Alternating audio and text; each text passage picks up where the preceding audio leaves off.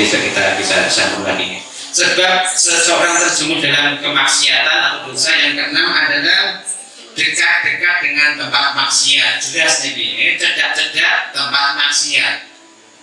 Cipratan Pak, orang Jawa bilang ojo cedak-cedak keburu butek, itu dari cipratan lumpure. Sekarang nggak ada keburu butek, nggak ada yang traktor kan. Jangan dekat-dekat dengan tempat maksiat Pak.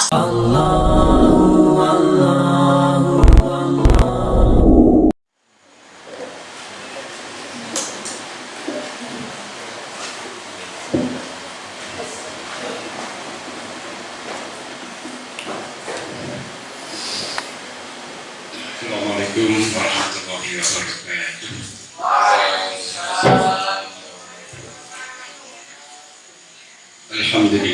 Alhamdulillahilladzi anzala as-sakinata fi qulubil mu'minin liyazdadu imanan ma'a imanihim.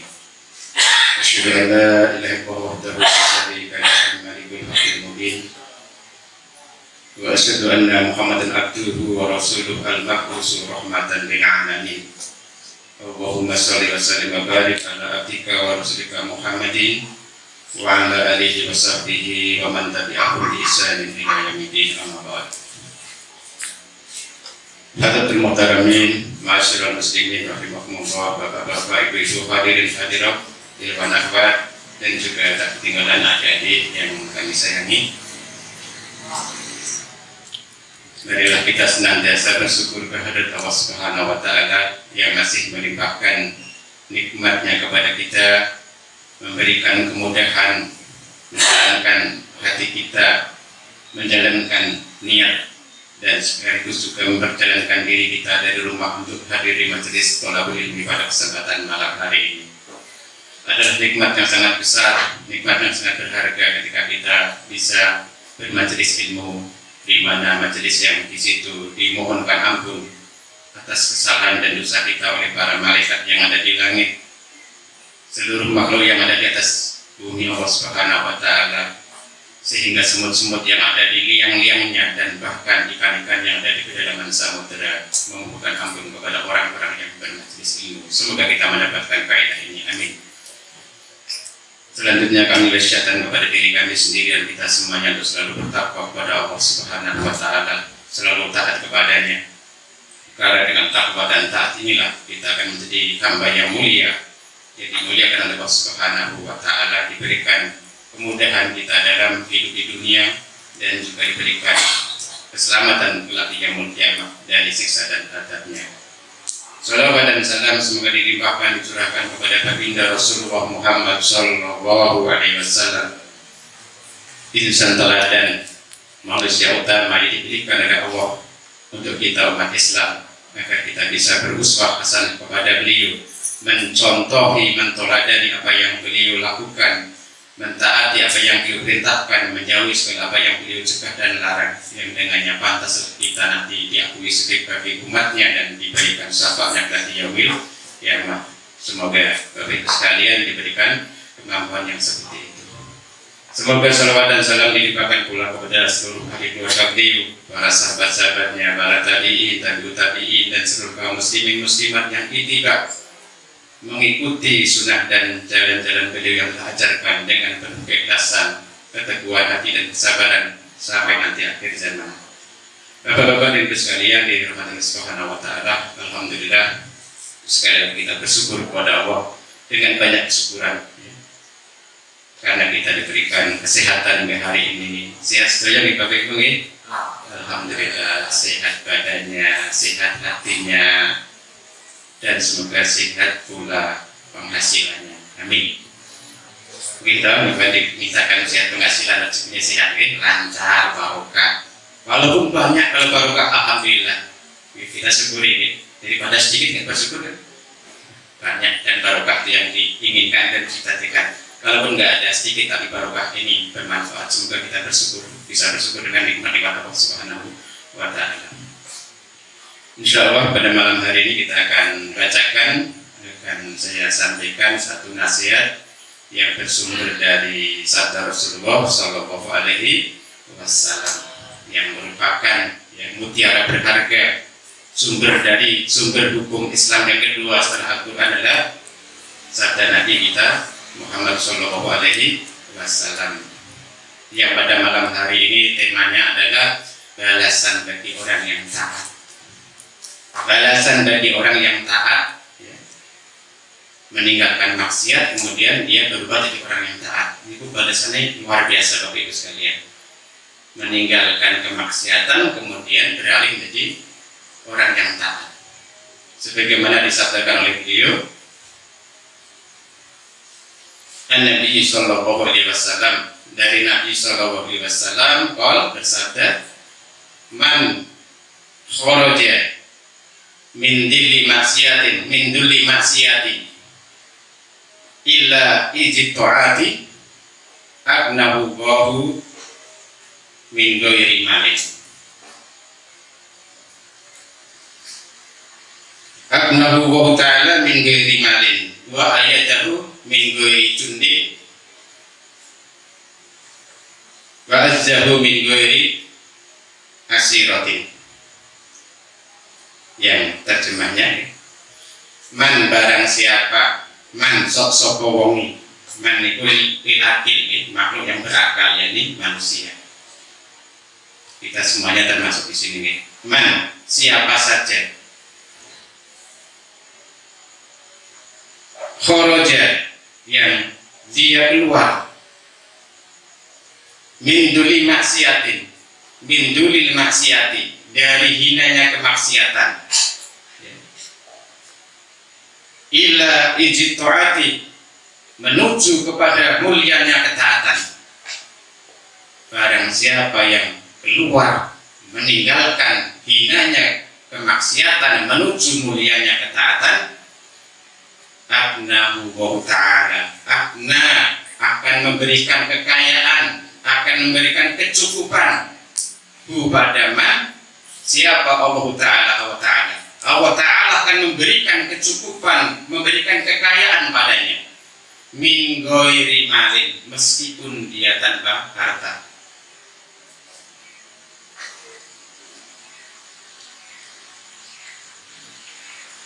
Wa ayadahu, dan Allah akan menguatkan dia,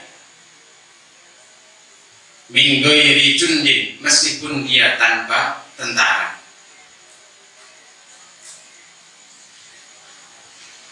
Wa azzahu, dan Allah akan memenangkan dia.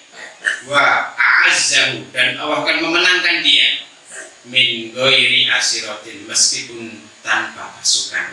Luar biasa balasan orang ya. Berhenti dari maksiat kemudian menuju amal ketaatan. Bapak Ibu sekalian yang dirahmati Allah Subhanahu wa taala, lingkup kehidupan kita manusia itu ada di antara dua ini, di antara dua titik kemaksiatan atau titik ketaatan. Kalau maksiat itu negatif, taat itu adalah positif, itu gambarannya. Kadang kita berputar di antara kedua tempat ini, apakah kita ahli ta'ah atau ahli maksiat. Dan kadang-kadang orang beriman itu bermaksiat, ya kadang-kadang, dan memang orang beriman kadang berbuat dosa, itulah memang kehendak Allah Subhanahu wa taala. Namun begitu orang beriman berbuat dosa maksiat tidak dinikmati dan tidak dilanjutkan, segera insaf dan kemudian tobat, yaitu apa? Kembali dari yang tadinya lalai, kembali yang tadinya berbuat dosa, kembali yang tadinya berbuat maksiat, kembali ingat Allah, kembali berbuat ketaatan. Dan inilah akan disayang dan dicintai Allah Subhanahu wa taala kalau kita menghentikan kemaksiatan kemudian berubah jadi orang yang taat. Rasulullah SAW memberikan nasihat ini untuk kita semuanya. Yang pertama adalah barang siapa yang dia itu kharaja, mengeluarkan dirinya, maksudnya adalah meninggalkan dari lingkup komunitas, perkumpulan atau apapun, yang mana di situ adalah dulil maksiat, di situ terdapat kehinaannya maksiat. Kemana dia berpindah? Illa ijta'ah, berpindah kepada mulianya ketaatan. Dari perkumpulan yang banyak maksiat pindah kepada perkumpulan yang itu ada amal taat. dari lingkungan yang penuh dengan kemaksiatan, pindah ke tempat yang mana di situ adalah banyak ketaatan, maka Allah akan berikan anugerah tiga perkara tadi ini. Abnahu wa ta'ala, Allah akan berikan kekayaan, Allah akan berikan kecukupan padanya, min ghairi malin, meskipun tanpa harta. Imam An-Nawawi rahimahullah memberikan syarat dalam perkara ini. Abnahu wa ta'ala min ghairi malin, maksudnya apa? Allah akan berikan sukunul qalbi, Allah akan berikan ketenangan hati. Hati yang tenang, hati yang tertentram itu lebih baik, lebih berharga daripada harta yang banyak. Allah akan berikan ketenangan hati, Allah akan berikan hati yang qanaah, menerima apa yang diberikan oleh Allah padanya dan kemudian disyukuri. Inilah kekayaan yang luar biasa. Yang mana hari ini itu banyak orang bertumpuk-tumpuk harta, tapi qanaah dicabut, hatinya nggak tentram. Kenapa? Harta yang banyak takut hilang, harta yang banyak takut dicuri orang, takut dirampok, takut disandera anaknya, dan sebagainya dan sebagainya. Rumahnya penuh dengan CCTV di pojok-pojoknya, ya. Mungkin kamar mandi ada CCTV juga ya. Takutnya sabun modal dicolong tikus. Orang yang sekarang dilimpahi harta oleh Allah, tapi tidak diberikan sifat hati yang cukup, qanaah dan tenang, tidak bahagia. Akan lebih bahagia kalau diberi harta berlimpah, tapi qanaah ini kan jarang ya Pak ya. Jarang yang punya harta banyak, qanaah itu jarang. Maka kita ambil yang paling minim apa? Meskipun harta sedikit pas-pasan, tapi kita bisa qanaah, hati kita tenang. Ini luar biasa. Ini balasan yang pertama. Siapa? Orang yang sanggup meninggalkan maksiat, kemudian dia menuju kemuliaan taat, akan diberikan hati yang tenang, hati yang qanaah. Bagaimana sekarang kita sebutkan misalnya contoh rekan-rekan saudara kita yang hijrah dari perbuatan dosa maksiat, misalnya hijrah dari riba menuju sesuatu yang tanpa riba. Luar biasa, semoga Allah istiqomahkan beliau yang hijrah dari riba menuju yang halal. Yang halal banyak, kenapa yang haram dipilutin gitu kan, dan sebagainya. Insya Allah sedikit tapi diridhoi Allah itu ada keberkahannya, dinikmati tenang, dimakan jadi daging, ada tenaga, bisa semangat beribadah karena harta yang dikonsumsi adalah harta yang halalan, thayyiban. Masya Allah. Ini anugerah pertama, diberikan kekayaan hati, kecukupan hati meskipun mungkin hartanya sedikit. Yakinlah orang yang dalam ketaatan itu pasti dijamin rezekinya oleh Allah Subhanahu wa Ta'ala. Ada satu ayat yang berbunyi, nanti dikoreksi Ustaz, apa itu? Wa ma min dabatin fil ardi illa 'ala Allahi rizquha. Jadi diyakini betul. Wa ma min dabatin, dan tidaklah ada gegermetan fil ardi di bumi. Gegermetan ini maksudnya semua mereka sembarang, bahwa kita termasuk orang ini berada di atas bumi. Tidak ada sesuatu yang bergerak di atas bumi, termasuk kita manusia. Illa 'ala Allahi, kecuali atas kuasa Allah, juga menanggung rezekinya Allah Subhanahu wa Ta'ala. Selagi kita itu masih diberikan napas, bisa bernapas, selagi kita masih diberikan kesadaran hidup, selagi kita masih diberi perut dan mulut, insya Allah akan dicukupi Allah Subhanahu wa Ta'ala. Yakin Bapak Ibu? Yakin. Selagi kita masih bisa bergerak, bernapas, diberi mulut dan diberi perut yang berfungsi, insya Allah dicukupi Allah Subhanahu wa Ta'ala kita. Dan seseorang tidak akan dimatikan kecuali rezekinya telah habis. Mau mati kalau dia masih juga sih Pak. Contoh ini listrik Pak, harap mati. Biasanya butir banget nih, maksudnya listrik, lampu listrik nih balon nih loh, bulamnya harap mati nih loh. Butir banget kenapa? Rezeki jono, setelahnya jono, kayak misalnya nih, Pak ya terus betul. Manusia juga demikian. Kalau dia masih ada kesempatan hidup kok, masih ada rezekinya, belum dimatikan oleh Allah Subhanahu wa Ta'ala. Ingat, sepanjang kita masih diberi nafas kehidupan oleh Allah Subhanahu wa Ta'ala, di situ rezeki dijamin oleh Allah Subhanahu wa Ta'ala. Dan tidak akan kemana-mana, tidak akan diambil oleh siapa-siapa.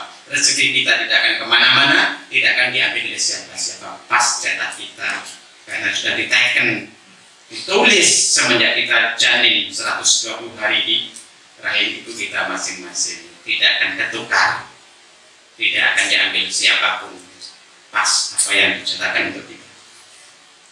Maka tenanglah orang ini,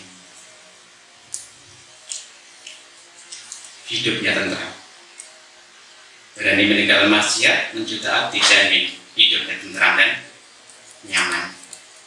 Yang kedua, seseorang yang berani meninggalkan maksiat menuju kemuliaan tak akan dikuatkan oleh Allah meskipun tanpa tentara. Wa ayyadahu min ghairi jundin, dan Allah akan berikan kekuatan padanya meskipun tanpa tentara. Biasanya orang kalau kuat itu kan di kamar tentara ya Pak ya, ya Bu ya. Ada ajudannya, mau masuknya udah namanya pengawalnya.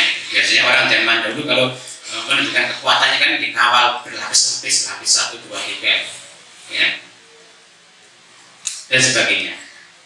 Nah orang ini kalau dia betul-betul beriman meninggalkan maksiat menuju taat, Allah akan kuatkan dia meskipun tanpa pengawal, tanpa tentara. Kenapa? Karena Allah sendiri yang menjaganya. Jagalah Allah, pasti Allah akan menjagamu. Gitu kan? Jaga Allah, maksudnya apa? Jagalah ketentuan Allah, jangan kau langgar. Taatilah, patuhilah. Apa yang diperintahkan kerjakan, apa yang dilarang jauhi. Pasti Allah akan menjagamu.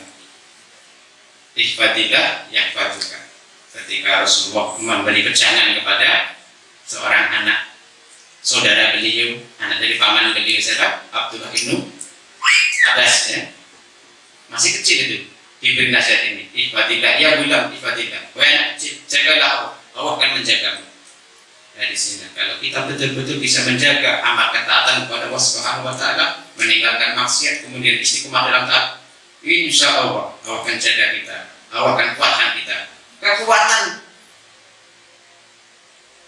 yang diberikan Allah kekuatan rohiyah, kekuatan iman, kekuatan jiwa. Ini lebih berharga, lebih kuat daripada kekuatan fisik. Betapa banyak hari ini orang yang fisiknya kekal tapi nggak kuat, bisa keliling berkali-kali lapangan bola, tapi untuk datang ke masjid yang beberapa langkah nggak kuat. Kenapa? Jadi karena tidak ada kekuatan iman, roh rindunya kepada Allah tidak ada. Ketika mereka sanggup, ya, mendaki gunung yang terjal tinggi, tapi nggak sanggup dia mendatangi panggilan muadzin di waktu subuh hari. Kenapa? Karena lemah jiwanya. Maka orang yang diberikan kekuatan Allah, roh, jiwa, dan keimanan yang luar biasa, meskipun tanpa tentara, dia dikuatkan oleh Allah Subhanahu wa taala. Karena fisik itu mengikuti kekuatan hati. Betapa banyak orang yang fisiknya lemah, tapi hatinya kuat, dia bisa kuat. Ada seorang yang ditakuti oleh Jurnalis Israel, ya, yang beliau dan Syahid. Masya Allah. Siapa? Syekh Ahmad Yasin, ya. Syekh Ahmad Yasin, muasis pendiri gerakan Hamas di Palestina. Ditakuti oleh Jurnalis Israel, takut sekali. Padahal beliau itu adalah fisiknya sudah lumpuh. Kemana-mana di atas kursi roda, ya, didorong gitu. Takut. Jadi takutkan apanya? Begitu dia angkat jari, pegang komando, seluruh pasukan Hamas bisa bergerak. Fisiknya lemah, tapi rohnya kuat, imannya kuat. Powernya bukan pada fisik, tapi apa? Imannya, kekokohan jiwanya. Maka beliau, ya, diincar dan diincar oleh Genesis Israel dan kemudian dibom gitu, meninggal syahid ketika berangkat atau pulang dari jamaah masjid itu. Sejarah nyata di alam nyata. Jadi musuh-musuh Allah itu takut kepada orang yang memiliki kekuatan roh yang tinggi, iman yang kuat, mental yang membaca.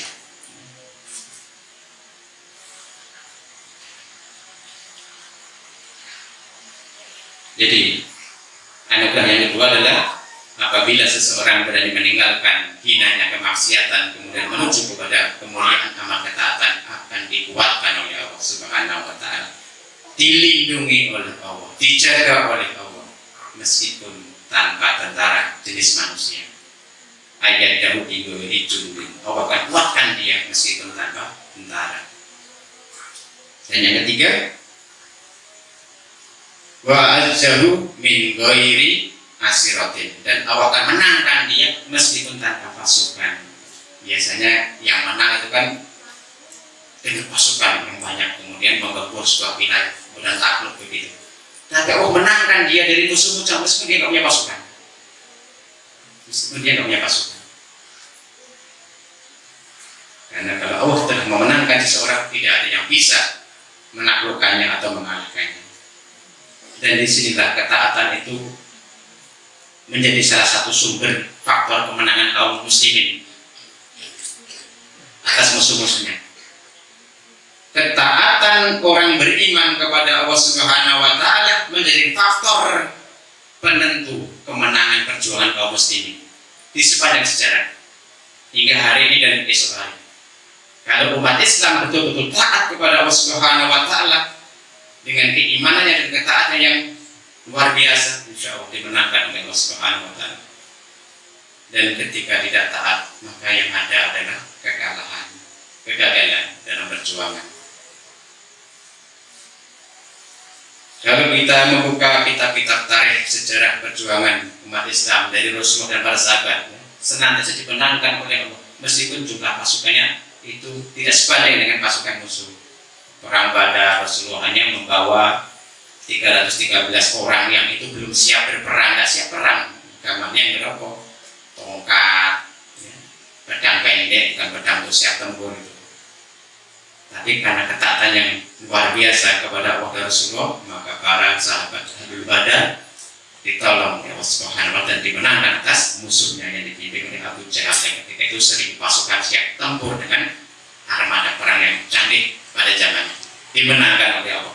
Dimenangkan oleh Allah, bukan karena menang atas sendirinya. Maka banyak ayat disebutkan di dalam Al-Anfal misalnya, wa ma romaita idh romaita walakinna Allaha roma. Ketika Rasulullah melemparkan secakup pasir ke angkasa, maka pasir itu disampaikan kepada Allah sehingga menjadikan pasukan Abu Jahal kelilipan. Tahu kelilipan? Kemasukan pasir itu. Wa ma romaita idh romaita walakinna Allaha roma. Bukan Muhammad yang melempar, tapi Allah yang menyampaikan lemparan pasir itu kepada mata-matanya penglihatan pasukan Abu Jahal ketika itu, dan sebagainya dan sebagainya. Demikian juga ketika terjadi perang Mu'tah, perang yang amat dahsyat di dalam sejarah perjuangan para sahabat berhadapan dengan pasukan Romawi yang kafir, yang musyrik. Rasulullah kirim 3 panglima terpilih ketika itu, ya, Zaid bin Harithah, Ja'far bin Abi Thalib, dan Abdullah bin Rawahah. Kemudian beliau berpesan berwasiat, apabila panglima yang satu gugur ganti ini. Apabila Zaid bin Harithah gugur, maka panglima dipegang oleh Ja'far bin Abi Thalib. Apabila Ja'far adalah gugur, panglima dipegang oleh Abdullah bin Rawahah. Di situ pasukan nggak berimbang Bapak Ibu sekalian. Pasukan muslimin hanya 30.000, riwayat 30.000. Sementara pasukan Heraklius dan Hercules ketika itu berapa? 120.000, 1 lawan 4 ketika itu, atau lebih. Maka ketika ya melihat pasukan yang tidak berimbang itu tentunya secara manusiawi apa? Ya, perhitungan di atas kertas, dikalkulasi 1 lawan 4 gitu kan. Maka akhirnya Abdullah bin Rawahah ya satu komando ya, ketika pasukan telah gugur 2 panglima sebelumnya, maka Abdullah bin Rawahah pun mengomando pasukan. Nahnu lan qatilhum bil adati wal quwwatul madiyah. Kita berperang melawan mereka bukan berdasarkan jumlah ataupun kekuatan materi, tapi kita berperang mereka karena mereka bermaksiat kepada Allah, kita taat kepada Allah. Gitu. Kalau kita taat, kita ditolong oleh Allah. Kalau mereka maksiat, mereka dikalahkan oleh Allah. Yang buat menang dan kalah itu Allah Subhanahu wa Ta'ala, bukan karena kita. Terbakalah semangat pasukan itu, dan qadarullah dikatakan bahwa beliau bersahid pula Abdullah bin Rawahah. Betul, memang Rasulullah sudah memprediksi 3 panglima terbaiknya itu gugur di medan pertempuran ketika itu. Maka tampillah prajurit handal, prajurit yang pemberani, siapa? Khalid bin Walid ya, menggantikan sebagai panglima pasukan tersebut, kemudian menyelamatkan pasukan tersebut dari kehancuran dengan strategi luar biasa ya. dengan setelah di debu ngepol gitu kan, berbaris rapi, kemudian debu itu diracik dan sering berganti pasukan dengan pindah-pindah tempat gitu, sehingga Romawi ketakutan ini bala bantuan datang di muslimin, kemudian dimenangkan diselamatkan oleh Allah meskipun dalam hitungan kalkulasi kalah karena banyaknya gugur, tapi secara strategi adalah menang karena buat tentara hati musuh dan bisa kembali pulang ke Madinah dengan selamat. Sejarah membuktikan demikian, orang taat ditolong oleh Allah Subhanahu wa Ta'ala, dimenangkan oleh Allah Subhanahu wa Ta'ala. Siapapun kita orang beriman, ketika betul-betul taat kepada Allah akan dikuatkan oleh Allah dan ditolong oleh Allah Subhanahu wa Ta'ala. Demikian juga ketika sahabat Umar bin Khattab mengirim pasukan ekspedisi Qadisiyah, ya, ekspedisi penaklukan Persia, ya, dipimpin oleh Panglima sekaligus paman Nabi Sa'ad bin Abi Waqqas. Ketika pemberangkatan pasukan itu, Umar bin Khattab berpesan kepada Panglima para kaum muslimin Sa'ad bin Abi Waqqas, wahai Sa'ad bin Waqqas, jangan kau berbangga, kau digelar paman Nabi. Aku pesankan kepada kamu dan juga pasukan yang ada di bawah perintahmu untuk senantiasa takwa kepada Allah, takwa kepada Allah. Itu pesan yang paling penting, takwa kepada Allah, karena takwa adalah sebagus-bagus bekal, sekuat-kuat strategi, dan ya, sebaik-baik persiapan dalam menghadapi musuh. Lebih aku khawatirkan kepadamu adalah jika mana kamu itu berbuat maksiat, maka jagalah takwa. Sebetulnya kamu dimenangkan dan ditolong oleh Allah karena maksiatnya musuh dan takwanya kamu. Apabila kamu sama-sama bermaksiat, maka kamu kalah dalam jumlah, kalah dalam hitungan, kalah dalam persiapan. Kalau sama maksiat, maka kuatkanlah takwamu, tinggalkanlah maksiat. Luar biasa. Bahasanya apa? Agar selalu takwa, jaga ketaatan kepada Allah, tinggalkan maksiat, dan dimenangkan oleh Allah Subhanahu wa Ta'ala. Pasukan kaum muslimin dalam menaklukkan Persia.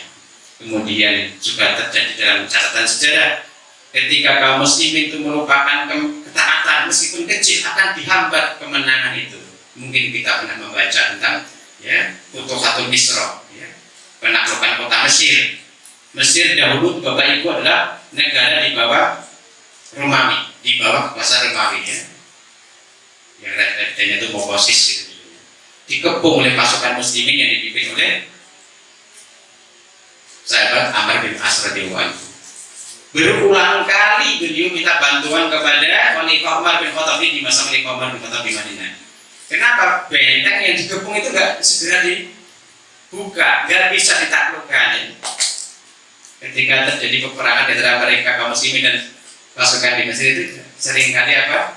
Belum meskipun nggak ngerti lah, tapi ya gagal dan gagal. Adanya apa? Pasukan yang dikirim oleh Pak Umar bin Khattab ketika itu ya seringkali dan ada ditanyakan, kalian sudah seringkali mohon bantuan pasukan kok kalah terus? Koreksi, intervensi diri kan pasti ada sesuatu amal yang kalian tinggalkan. Akhirnya Bapak Bu suruh pasukan yang ada di bawah komando sahabat Amr bin As suruh introspeksi, apakah perbuatan taat yang belum kita lakukan? Ini maksiat sudah kita tinggalkan, ya. Tapi ketaatan apa yang belum pernah kita maksimalkan? Ternyata sebagian dari pasukan itu apa? Meninggalkan siwakan, Pak. Sepele katanya baik, siwakan yang berkait siwakan bosok gigi. Akhirnya ketemu ketemu nih, sebagian kita ada yang tidak siwakan. Pasukan Nandal ini Pak, malamnya qiyamul lail, paginya ya, luar biasa di medan tempur. Kadang puasa juga, yang mulai baca pada tinggalkan ya. Maka mereka gelar apa? Fursanun nahar. Mereka penunggang kuda yang ibadah di siang hari. Rarubbanul lail, dan mereka adalah para rohib di malam hari. Itu apa? Mereka bermunajat kepada Allah Subhanahu wa Ta'ala, beribadah kuat di malam hari. Tapi kenapa belum juga didatangkan kemenangan oleh Allah Subhanahu wa Ta'ala? Intervensi diri, muhasabah diri, ternyata ada amal sunnah yang ditinggalkan sebagai dari pasukan, yaitu apa? Lali siwakan. Siwakan kita tinggalan. Oh, ternyata sebagian kita apa? Nggak siwakan, diketahui oleh Panglima memperjelas. Maka diperintahkan esok hari sebelum kita gempur pasukan, kita semuanya rangkaian siap membantu diwakilkan. Maka mata-mata musuh mengamati, pasukan muslimin berhubungkan untuk dan mengasah gigi, takut mereka kental. Artinya apa?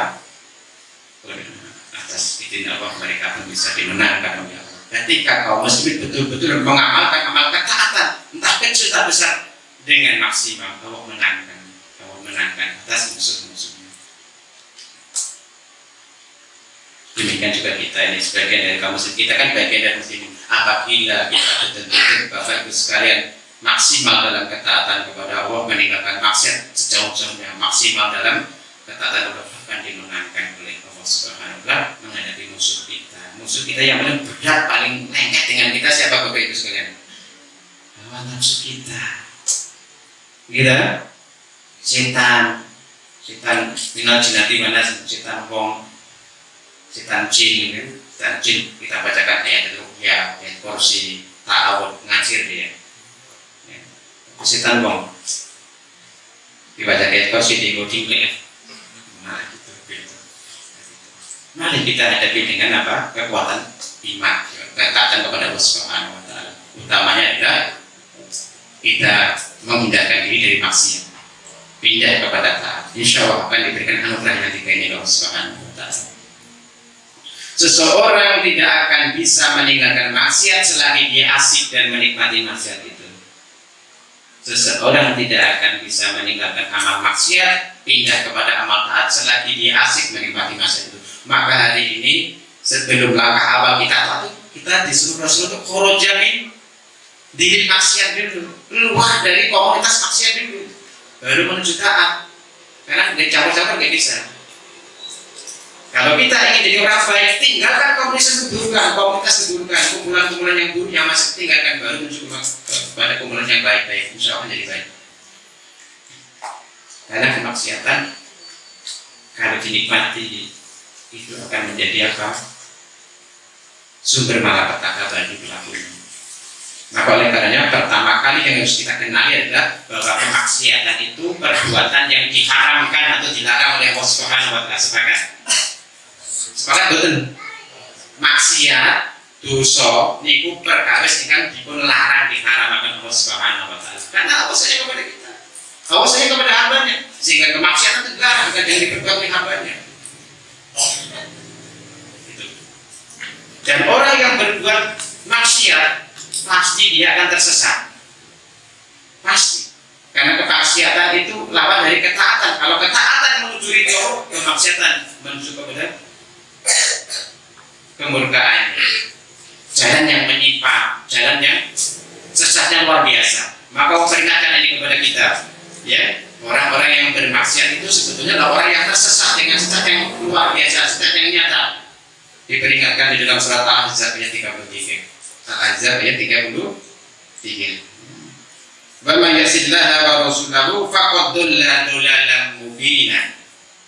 Dan barang siapa yang berbuat maksiat kepada Allah dan Rasulnya, durhaka kepada Allah dan Rasulnya, melanggar ketentuan Allah dan Rasulnya, faqad dhalla, sungguh dia telah sesat, dhalalan mubina, sesat yang nyata, sesat yang nyata.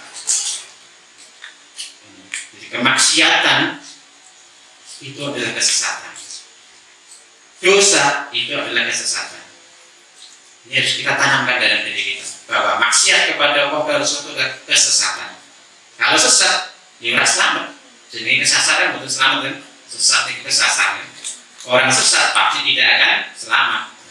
Maka wancangkan ini fakotul dan dalam mubin. Bahkan kalau diancamkan dengan ancamannya sudah jelas Allah sebutkan ancaman orang yang bermaksiat kepada Allah, melanggar ketentuan Allah, itu disebutkan ancamannya masuk neraka selamanya, diadab dengan adab yang menghinakan. Surat An-Nisa ayat 14. An-Nisa ayat 14, ancaman bagi atau balasan bagi orang yang berbuat maksiat kepada Allah dan Rasulullah. Wa may yasillaha wa rasulahu wa yata'adda hududahu yudkhilhu naran khalidan fiha wa lahu adzabun muhin. Dan barang siapa yang maksiat kepada Allah dan Rasulnya, wa yata'adda hududahu, dan melanggar batasan-batasannya, yudkhilhu naran khalidan fiha, Allah akan masukkan dia pelaku maksiat tersebut naron, ke dalam neraka, khalidan, yang selamanya, fiha, di dalam neraka itu, walahu adzabun muhin, dan di dalam neraka itu mereka mendapati adab yang menghinakan, siksa yang sangat menghinakan. Jelas balasannya neraka selamanya, dan diberi siksaan yang menghinakan. Alhamdulillah. Ini orang kalau berlekat dengan maksiat, menikmati maksiatnya, nggak tobat sebelum mati, kalau nggak tobat, ya ini balasannya jelas ditentukan oleh Allah dalam surat An-Nisa ayat 14. Yang diawali dari apa? Kajian pembagian harta pusaka atau warisan, ya, 11-12 gitu. Bapak Ibu sekalian yang dirahmati Allah Subhanahu wa taala. Jadi kalau kita sanggup keluar dari hinanya maksiat dan itu mulianya ketaatan, luar biasa diberikan anugerah yang tiga tadi. Nah, kita fokus pada maksiat dulu. Kenapa orang bisa berbuat maksiat? Apa sebab orang bisa berbuat maksiat? Padahal fitrahnya manusia itu berbuat taat, difitrahkan bahwa dia itu berbuat ketaatan, tapi kok bisa berbuat maksiat, penyimpangan dan pelanggaran? Paling tidak ada 6 faktor. 6 penyebab orang itu berbuat maksiat. Ya. Yang pertama adalah dhaful iman. Sebab orang berbuat maksiat. Ini orang beriman loh, orang Islam loh, yang kita bicarakan. Orang kafir jangan maksiat ya. Bermaksud kepada Allah, beriman kepada Allah itu. Orang beriman, orang Islam kok bisa berbuat maksiat itu kenapa? Itu sebabnya apa? Yang pertama adalah karena lemahnya iman. Lemahnya iman. Keyakinannya dia kepada ayat-ayat Quran, janji-janji Allah dan ancamannya lemah, bahkan nggak percaya. Jadi diancamkan tadi, orang maksiat berbuat maksiat itu adalah sesat, orang maksiat berbuat maksiat diancam dengan neraka, dia nggak percaya, kan ya? Atau lemah imannya, melanggar. Keimanan dengan berbagai macam cabang-cabangnya ya. Kalau lemah keimanan, maka dia akan berbuat maksiat. Yang pertama lemah iman, maka iman itu benteng yang paling penting di dalam kehidupan seorang muslim, harus dikuatkan. Benteng terkuat itu iman. Kalau benteng iman lemah, maka maksiat akan mudah dilakukan. Yang pertama adalah dhaful iman. Yang kedua adalah sukul sahabat.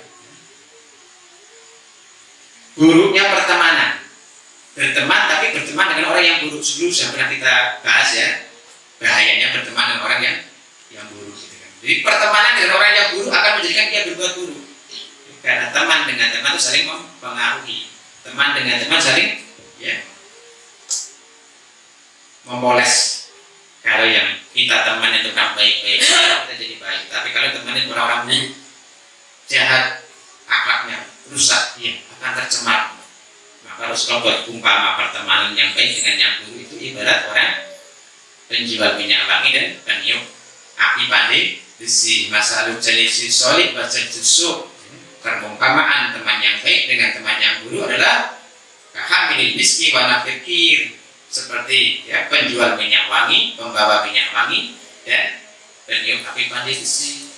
Kalau berteman dengan penjual minyak wangi, minimal ada 3 kemanfaatannya. Pertama, diberikan kita cobaan di minyak wanginya gratis, kasih gitu kan. Yang kedua, kita punya beli daripadanya, beli. Atau yang ketiga, paling tidak dia lewat jadi kan, wangi ini dapat baunya harum kan. Kalau berteman dengan minyak wangi, paling tidak kita dapat 3 itu kata Rasulullah. Sementara berteman dengan peniupan di besi, api pandai besi, ya, imma anyuhrika saubaka, mungkin akan memercikan bara dan akhirnya membakar pakaian kamu. Api pandai besi kan meletik apa dari baranya, kemudian membakar pakaian kita. Atau paling tidak kamu akan mencium bau sangit daripadanya, ya kan, kena asap sangit. Karena dengan orang buruk kadang dia akan menjadikan kita suatu ketika akan dijadikan mangsanya, gitu kan. Contohnya maling. pencuri. Kalau yang pencuri ini objek pencuri tidak ada, lawan sendiri bisa dicuri ya. Kepepet Pak, saya kalau nih kontrol diri di tangan ya. Pencuri lewat berteman dengan pencuri, nanti kita bisa dicuri. Atau paling tidak nama kita buruk di masyarakat. Kontrolnya siapa? Kontrolnya gendro, kontrolnya pencuri. Artinya apa ya? Tercemar nama kita. Maka pertemanan yang buruk itu kadang menjadikan orang bisa berbuat maksiat. Berteman dengan ahli maksiat, dia akan jadi orang buruk. Ya. Maka dalam syair kita apa itu taklim mutalim ada kan? Anil mar'i la tasal, anil mar'i la tasal fasal an qarinihi. Tentang seseorang jangan kau tanyakan, tapi tanyakan siapa dia berteman, dengan siapa dia berteman. Fa inal qarina bil makruni ya'tadi. Karena teman dengan teman itu saling mempengaruhi. Fa in kana dasarin fasnibu suratan. Apabila orang itu adalah pemilik karakter buruk, jauhilah secepatnya. Tetapi tidak ada khairin, apabila orang itu adalah orang yang berakhlak baik, berkarakter baik, ya, fakorin guru tak tadi, maka jadikan dia teman. Ada wasiat seperti itu, nasihat seperti itu. Maka teman sangat berpengaruh. Kalau teman yang buruk, ahli maksiat, menjadikan orang itu bermaksiat, lambat laun akan terpengaruh. Yang ketiga adalah pandangan yang diumbar, mengumbar pandangan ini juga bisa timbul maksiat mata, ya. Bukankah sesuatu bermula dari pandangan mata? Ini kok ngeten. Mulanya dari memandang, tertarik, kemudian didekati, kemudian apa dipegang, besok pengen tak punya curi gitu kan? Iya nggak? Apa ini? Cedai kan? Didelak-delok pengen apa lagi? Awas tak colong ya. Iya kan? Iya seperti itu. Ngomong nanti perlu tapi mangga Pak, ranum gitu. Jangan lu isi dilihat ke awas apa ini. Nah, durian ini seperti itu dari pandangan entah terhadap benda, apalagi pandangan terhadap lawan jenis. Maka di situ ada ayat yang ayat untuk apa? Menundukkan pandangan dari yang haram. Karena pandangan itu salah satunya jika diumbar dia akan menjadikan sumber kemaksiatan, ya. Sumber kemaksiatan yang ketiga adalah mengumbar pandangan. Maka diharamkan memandang ke dalam rumah tangga, rumah nggak boleh. Ada bertamu juga nggak boleh tok-tok pun kalau ke dalam nggak boleh. Kalau tok-tok terus assalamualaikum berbalik belakang. Nggak boleh lihat melawak ke dalam rumah yang punya rumah itu dan sebagainya. Yang keempat adalah waktu luang yang disia-siakan. Waktu luang punya banyak waktu tapi disia-siakan, akhirnya muncul inspirasi buruk, ya. Nggak punya kesibukan, ternyata banyak waktu luang, akhirnya dimanfaatkan untuk apa ya? Mereka berbuat keburukan. Dan hari ini luar biasa ya. Mereka bisa di kamar bisa berbuat keburukan. Kenapa? Pegang HP waktu luang, akhirnya apa? Lihat ini itu. Di sananya nggak diketahui, ada yang mengetahui. Maka kemaksiatan berjadilah diantaranya adalah waktu luang yang tidak dimanfaatkan untuk amal kebaikan, amal ketaatan. Yang keempat, yang kelima adalah bermudah-mudahan dalam perkara yang diharamkan oleh Allah Subhanahu wa Ta'ala. Menganggap perkara disiplin, perkara kecil. Kemarin sudah kita sampaikan dosa kecil itu kalau dilakukan terus-terus jadi besar ya. Dosa kecil kalau diremehkan bisa jadi besar. Dan bermudah-mudah dalam keharaman itu bisa jadi maksiat yang terus-terusan dilakukan. Bermudah-mudahan di dalam yang diharamkan. Contoh misal aja, ibu-ibu mau botok bu ya, tahu botok bu ya? Ibu mau botok, ini nggak punya godong, nggak punya daun untuk bungkus botok. Tonggone nandur bisa, godong tonggone ada yang terus kayak apa? Metes itu ya botok. Maksiat itu bu ya, itu dosa nih bu. Lu kan nggak dimakan, tapi kan sarana untuk bungkus makanan kan. Jadi tidak harus yang diharam dimakannya jangan nyuci motor itu nggak dimakan motornya kan, tapi tunggangi kan haram tuh ngedarik motor surian. Demikian tadi apa? Nyewek godong itu tanpa izin itu haram. Tak katanya godong itu. Jangan seperti itu, nanti pertama godong besok pisangnya gitu kan. Itulah setan. Oke. Pertama potongnya daunnya, besok buahnya gitu. Besok tanahnya gitu kan. Ya kan tanahnya bisa kan digeruk gitu. Itu kan juga ada apa? Gosok pul abdi kan. Orang yang gosok tanah itu kan ada dosa besar kan. Ngeleh patok itu Pak ya. Menggeser patok tanah itu dosa besar itu. Mula-mula tadi jangan diremehkan tuh, minyak godong itu. Minyak godong itu berbahaya. Itu. Jadi bermudah-mudah dalam yang haram itu akan mengantarkan maksiat yang berikutnya dan berikutnya berantai. Memang setan paling dari yang kecil lebih besar, nanti yang terbesar itu. Nggak langsung besar itu setan paling mengiring buat maksudnya yang kecil yang tadi dulu. Bukankah terjebaknya ya pendeta al-abid Barsiso atas kita pendeta Barsiso nih pendeta Barsiso ini kita terjebaknya kan dari perkara yang kecil ya sampai dia menzinai, membunuh anaknya, membunuh lawan zinanya. Ya, coba dibaca dalam tafsir surat Al-Hasr, surat Al-Hasr ya, ada cerita tentang pendeta Barsiso ya, seorang ahli ibadah, dituakan ulama gitu kan. Singkat cerita ada 3 orang bersaudara itu kan. Yang satunya perempuan, yang duanya laki-laki. Pas kebetulan yang laki-laki kakak ini apa berangkat berjihad, berangkat berperang membela agama Allah di situ. Yang 2 orang kakak beradik ini khawatirlah adik perempuan ditaruh di mana ini gitu. Titipkan kepada siapa? Titipkan orang yang paling terpercaya. Siapa? Ulamanya ulama hari itu siapa? Barsiso, berita Barsisonya Rohib. Singkat cerita dititipkan kepadanya, mulasi ngelak, tapi siapa lagi saya kalau nggak ada yang terpercaya, yang kami hormati, yang kami percaya, titipkanlah adik perempuannya itu diterima, ya kan?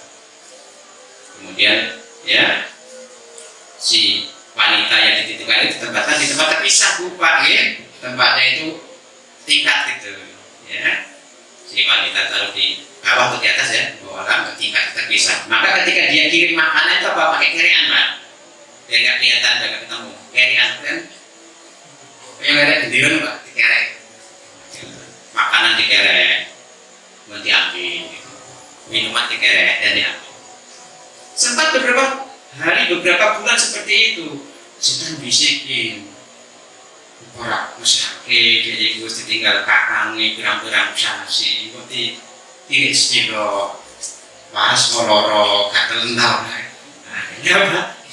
Bisikin Pak, diterkelak saya terima tangan laku, kok nggak ada lawan,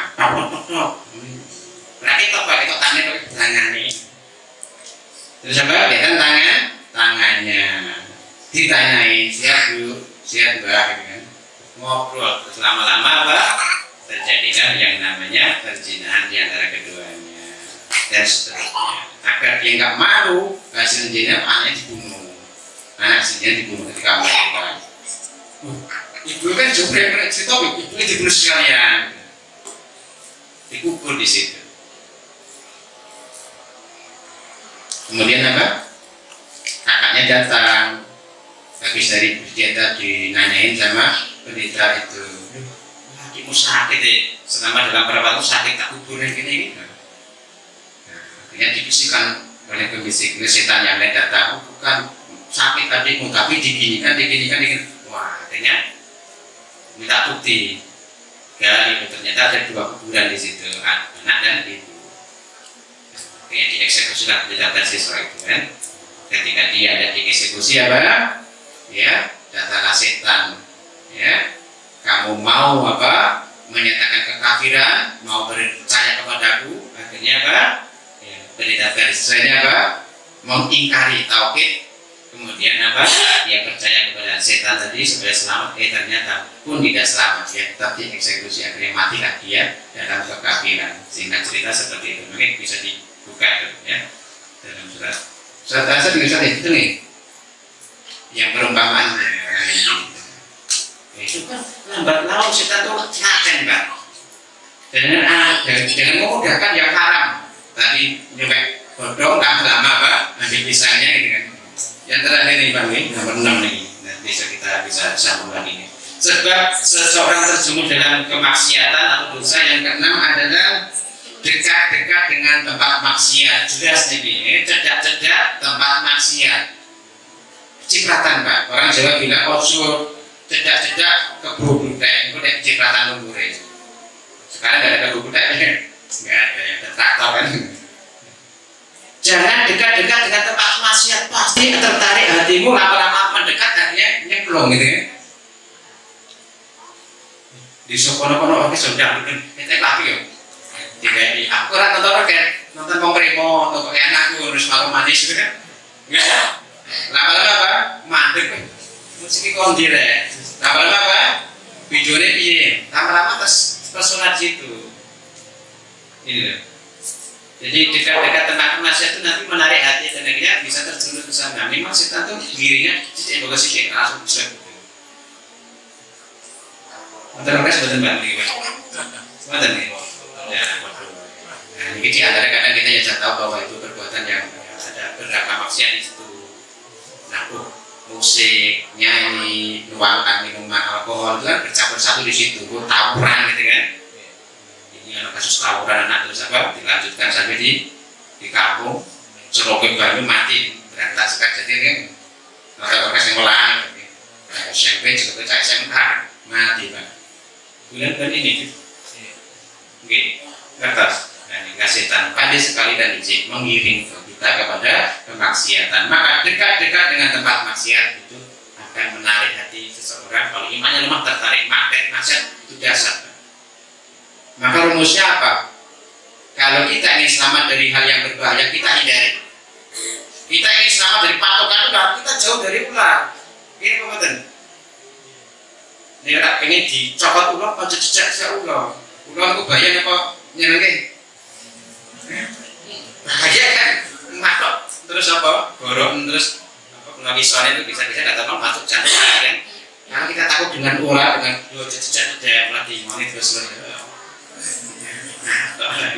Ini jadi apa? Jangan dekati tempat maksiat. Iman kita itu lemah. Kita beristighfar lindung diri kepada Allah agar kita nggak suka maksiat ya.